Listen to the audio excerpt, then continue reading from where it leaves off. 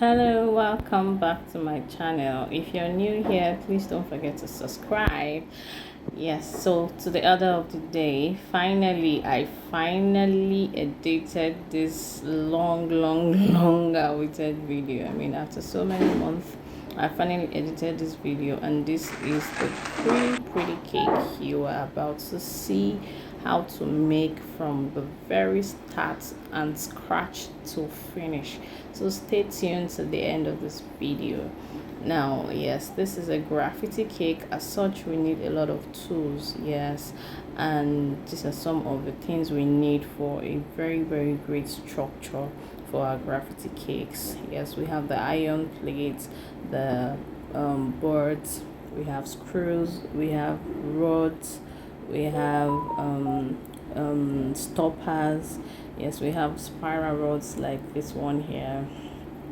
And as the video proceeds, you're going to see how we're going to use every single thing here. So everything I just showed you in the video now is what we have coupled here, but I'm going to, this is the structure we're trying to make eventually, but I want to dismantle this before so we can start making our cakes on it. Remember, it's a cake that is going on top of it. So this is what it's going to look like at the end, but I'm going to dismantle everything just so you see what it's going to look like. We have to break this down back into pieces. Now, one very important thing you want to know about your graffiti cakes is that it is very important that you get your structure right. That's like the major foundation. It's just like you building a house with a solid foundation. You know what happens? The house is very firm. But if you build a house without a solid foundation, what happens? The house might collapse. So it's the same thing with your cake, your graffiti cakes. Once your structure is solid enough, you will not have a single problem eventually. So here we have the already dismantled structure, and this is the last board I just removed from it. Now, of course, you can see that the boards have some holes. You can do that with what's it called now? I'll put it in the I'll write it once I remember. So you need that I've forgotten the name of the machine, I don't know, but I don't want to waste our time any further. So in the absence of that machine, drilling machine, yes, I was trying to remember a drilling machine. In the absence of a drilling machine, you can also achieve this with a small knife, just like I'm doing. Like I said, I'm trying to simplify this as much as possible, such that even with very little tools, you can do this thing. So if you see, some of the boards are already drilled, and I'm trying to double them. That's why I'm just trying to make sure that the marks are on the same part. If you notice how I'm trying to use one to make the second mark, just like the first one. So another very important thing you want to do, so you don't want to over drill that place. You can see I tried to fit in the rod to see if it's the size already. You don't want to over drill that such that it is too wide for the rod. No, you don't want to do that. You want to do the exact size of the rod. So moving forward, this iron we have here is the first base of this cake. That's the first structure we have for this cake, and it's only going to be holding the board. As a matter of fact, every iron plate you see is just going to be holding the board. Obviously, we're not putting any cake on them. So I used a glue gun to attach that to the board like that. And I'm also, because you can see that this board I'm holding now has a iron plate underneath, but I'm not going to deliver the cake to my client with the iron base. So after the iron base, I'm trying to hide the iron base with another board, and that is what I'm doing now. So I need this to firm pretty. Don't mind my face. So So I need this to firm up pretty well so that it can hold up like that without removing. You want to be extremely careful. You can use a glue gun or any other thing that you think can work for you. Yes, you can use it. Just make sure that whatever it is you're using sticks whatever you want to stick completely and firmly. Now we're using the screw, the first screw. Remember, the first iron plate has an iron rod, a spiral iron rod. That screw can go inside it.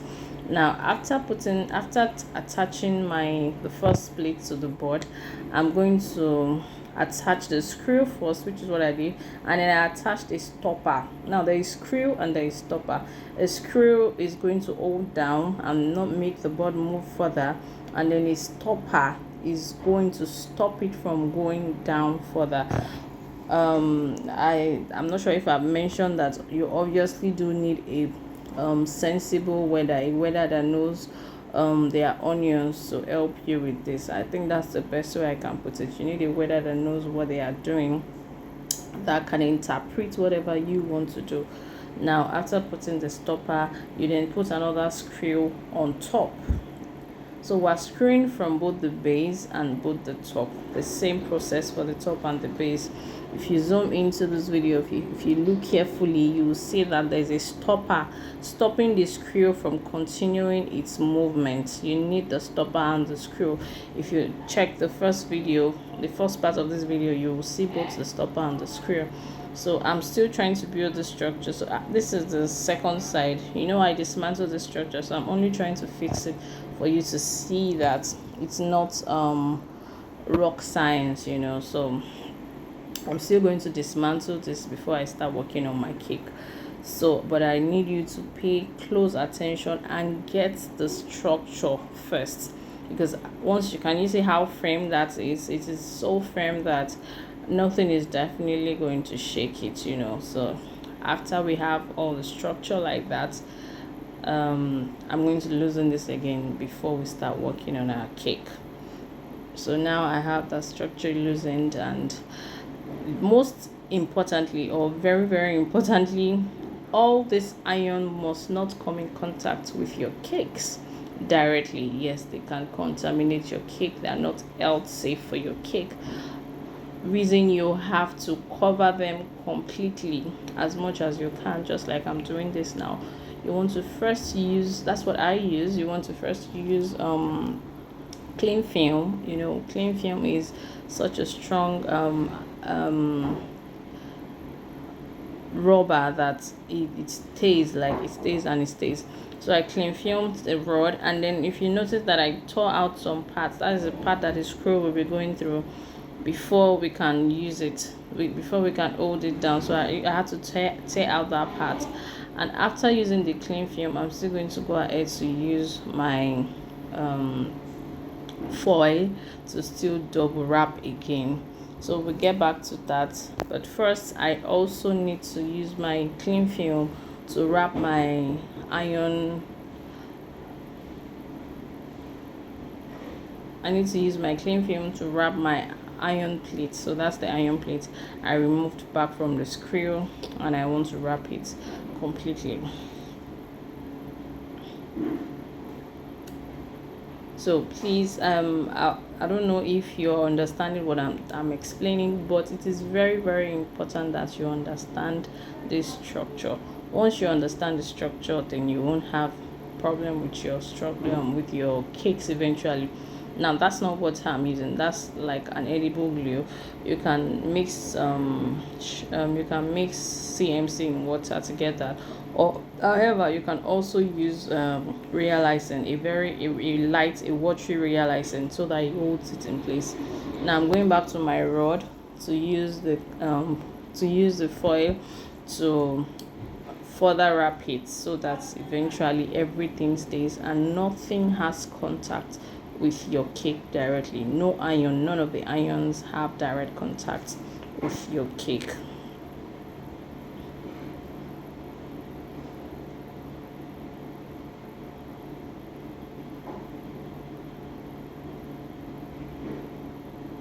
you want to tie this very, very tightly, such that there is no chances of it opening back. So you want to make sure you glue it as much as possible, such that there is no chances of it opening back.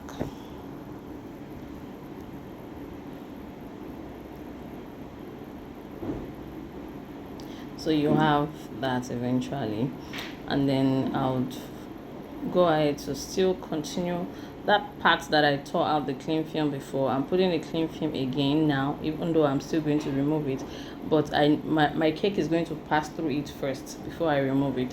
So I need to wrap it just so that it doesn't have any contact with my cake. And now I would continue my structure by placing my wooden board on the I'll place my wooden board on my iron plates. Please, if there is anything you're not clear about, just write down your question and put it in the comments. I'll try as much as I can to explain to you further.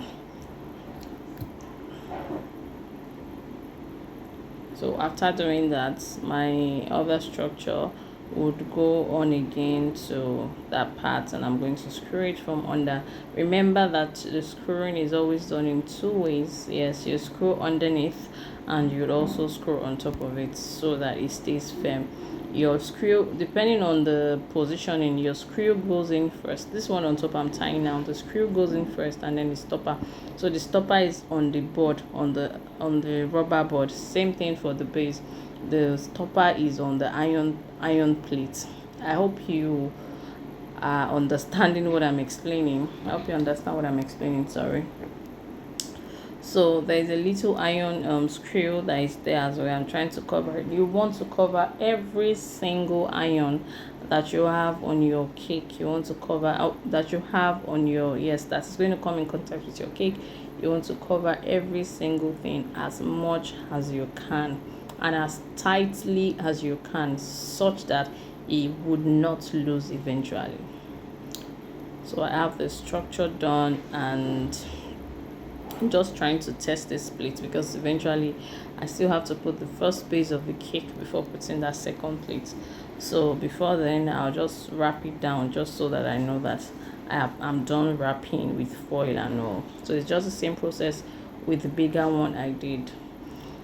So the thing is, there's always an iron rod, an iron plate holding the board, you see, just like this one.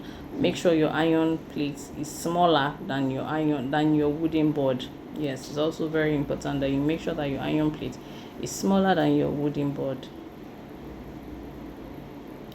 So I'm still trying to wrap up every single thing that is going to come in contact with my cake.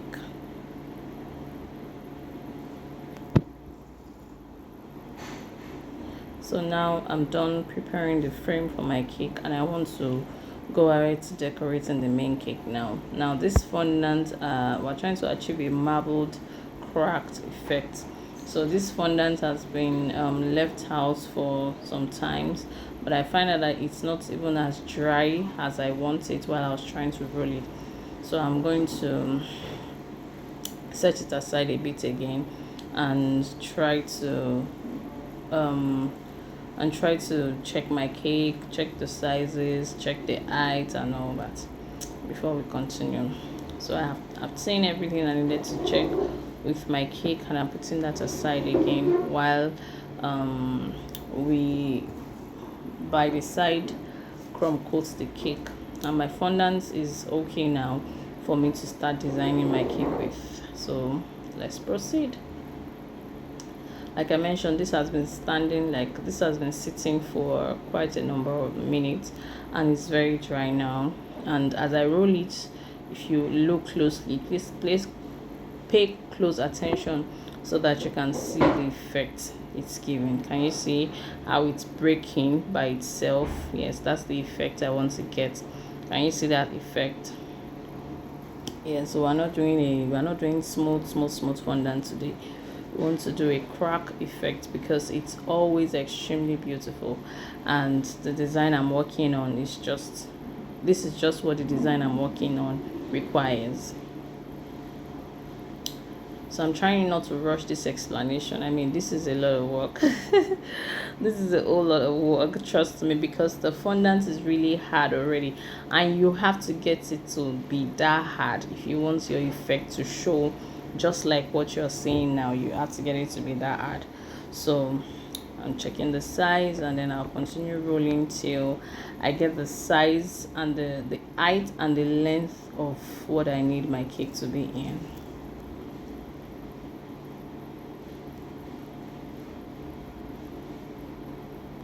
So now I have a size very close to what I need. Remember that for you to get the size, you have to measure the circumference of your cake. Then you measure it to get that size. You don't want to roll out something that is smaller or shorter than the size of your cake, please. So I need just a little more roll to give me the exact circumference that would go around my cake at once. Okay, so I have that now. So I'm just going to measure again the height of my cake, even though I have measured before, but I'm just going to be double sure. And I want to cut out this fondant to the height, not the exact height, because I need excess. Even this, whether it's the design I'm doing or not, you need excess to be able to, you know, cut out your sharp edges and all that. But this is not a sharp edge design, so I still need the excess, but I'm not going to cut out the excess eventually. So I need the exact size, but I'm just going to add like 1 inch extra to the exact size. So let's assume the cake height is like 7 inches. I'm going to measure out 8 inches just so that I can use the extra for whatever I want to use it for, either to cut out my sharp edge or to bring out the design I want on my cake. And of course the circumference of the entire cake as well has been measured. So even after rolling and I have what I need, I'm just going to set this aside and roll out the top of the cake. So I'm just adding extra fondant from the other design, and this is what the design looks like. You can see all the effect on it like that. You can make it as much as you want. You can mix the colors as just the way you want it. You can do a whole lot with this design. Now I'm going to cover the top of the cake first, just like we're covering our normal cake. To cover the top of your cake, smoothing it out with a cake smoother or whatever it is you use for smoothing out your cakes. After that, I'm going to flip it over just like I did, and then cut out the excess.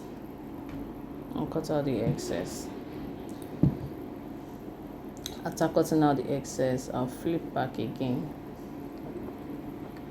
and adjust as needed. Then I'm covering the top of the second tier as well. It's still the same process. I'm just repeating the first thing I did with the first one.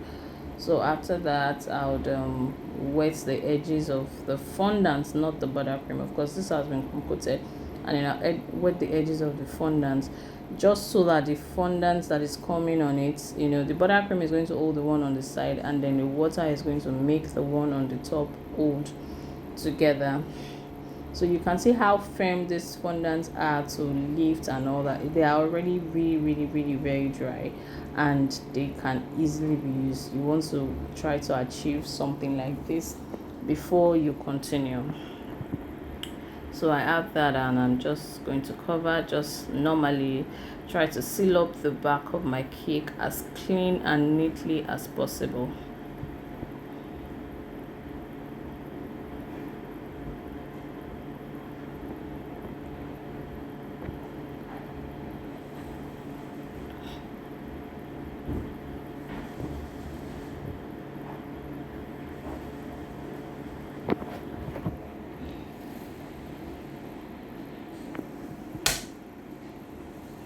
So I'm going to repeat the same process with the top tier of the cake.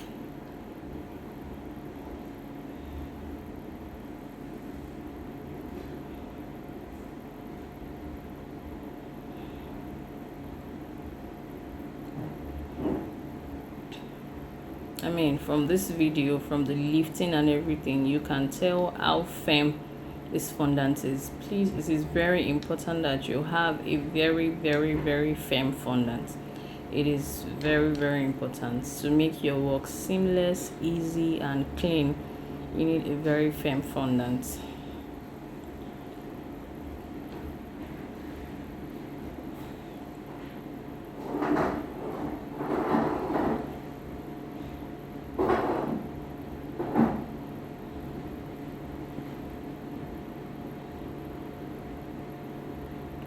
So now we are finally at the place we have been waiting for.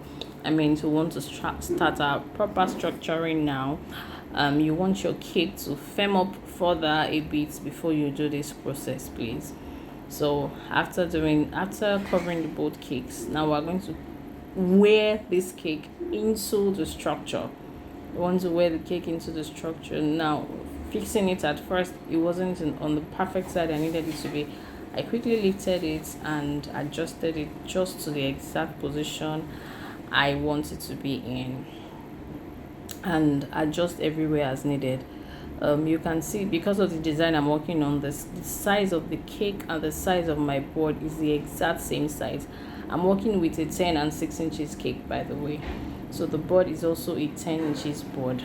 Now, after I've gotten that fixed, the second one comes in. Remember that the screw goes in first and stops, serves as a stopper, and then the stopper goes in before the iron plate. After the iron plate, another stopper goes in, and then lastly a screw will go in. So you want to take your time to make sure you fix this as perfect as possible, please, because it is the most important part of your graffiti cake. It is the most important part of getting your graffiti cake just the way you should have it. So also remember not to put too much cling film. Now, when you put so much cling film on the parts that you still need your screw to go on, your screw is going to be it's going to find it difficult to screw down. So you want to make your cling film as light as possible first.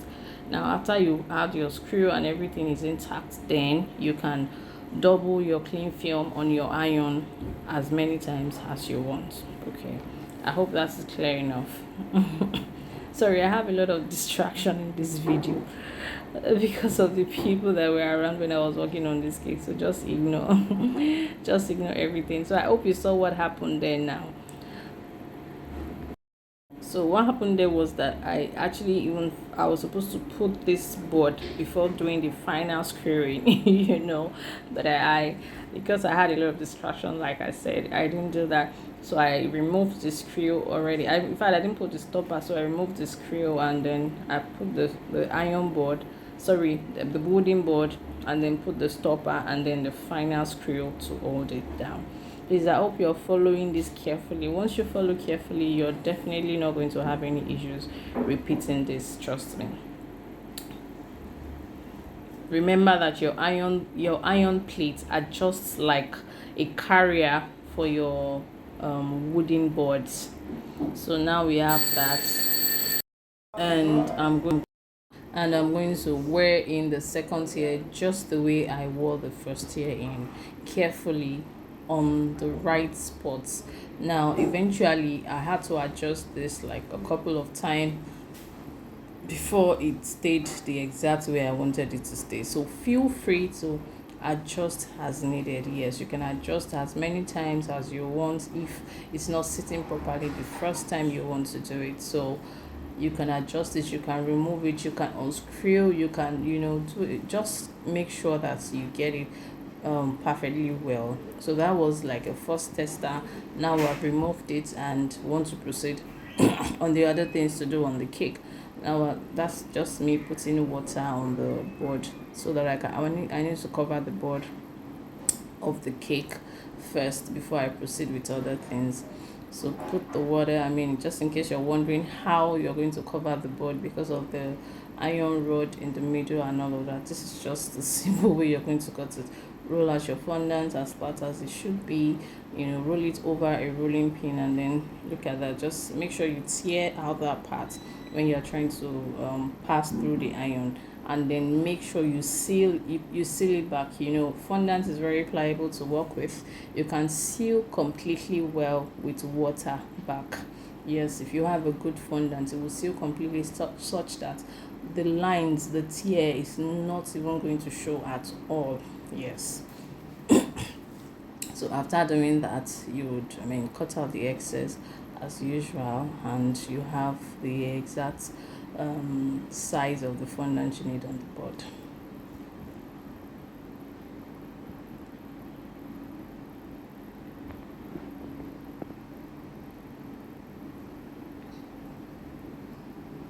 So we have the exact size we need, and we're going to proceed with other things.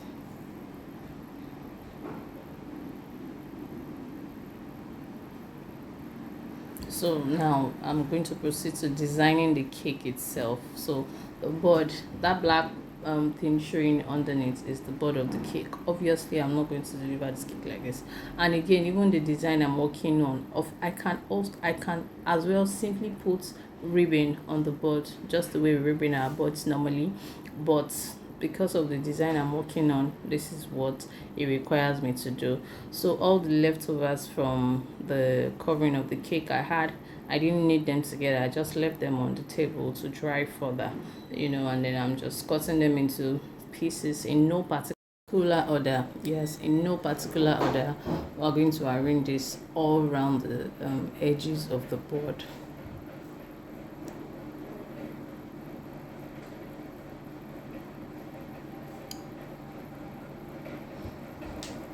Okay, so now we are going to continue. This is like a 2 days work, so this is the next day. So we continued working on the cake, and for graffiti cakes, you want to make sure that you cover all of your irons, every single iron. Yes, you want to cover every single iron, because obviously you don't want anyone saying at the cake at first glance and seeing how it's standing. You are trying to create an illusion that the cake is just standing in a type of funny way, So I'm going to continue by covering the iron, and you can use any other color, depending on what you're working with. Any other design can also come on this thing. It doesn't even have to be covered the exact way I'm doing it, but this design, this is what it warrants. You can put any other thing just in front of that iron, just to make sure that the iron is completely covered. You can put any other thing in front or at the back of the iron. Just make sure whatever you put sticks completely and very, very well to your iron, just like that.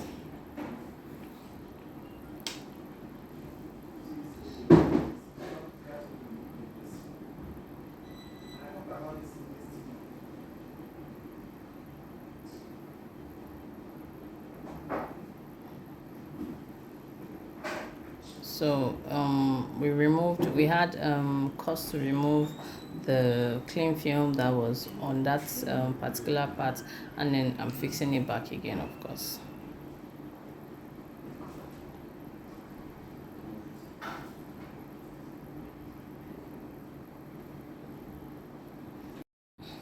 And I'm wearing back the cake. So I repeated the design I did on the base cake. You remember the design where I put the design on the edges? I repeated it on the other tier too. So this is a rice paper that has been made into a ribbon shape, a bowl shape rather. So we're also going to try to create the illusion, and even this iron, we don't want it to show directly from the front part. So this is a rice paper that has been made. You can use any other thing. You can use wafer paper or anything, but I used rice paper in this video to make this particular bowl. I want to believe you know how to make rice paper bowls. If you don't know how to make rice paper bowls, you can comment below. Maybe I can drop a video on how to do that. So you can see you can adjust as many times as possible. So now you can see that we're not even seeing the iron. Just adjust as much as you want until you achieve your desired result.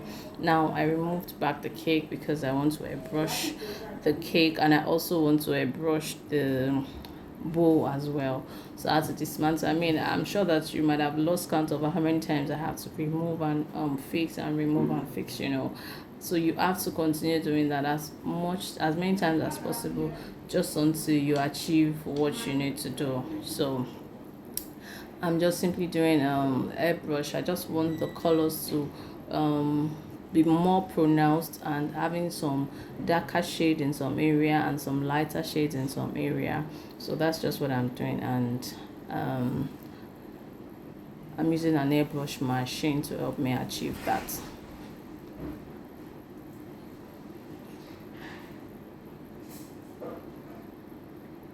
So you can see this cake, the second tier is standing on a custard bowl because it can't stand on the, or it can't sit on the board again, just because of that design I already imputed in it. So now I have my rice paper bowl already airbrushed and matching well with my cake, and voila, we are like 95% done here. And look at our cake standing tall and firm already. So you can see that if you're looking at it from the front, we can't even see the iron. I'd already covered it properly with a rice paper bowl, and that's my happy dance at the end of this work. I mean, and then of course we made popcorn. This cake was for an actress, and hence the reason we're adding the popcorn. And voila, we are finally done, and I'm super excited. You can tell from my dance. In fact, myself and my crew were super excited to finish this cake. It took us about 2 days, as you can see.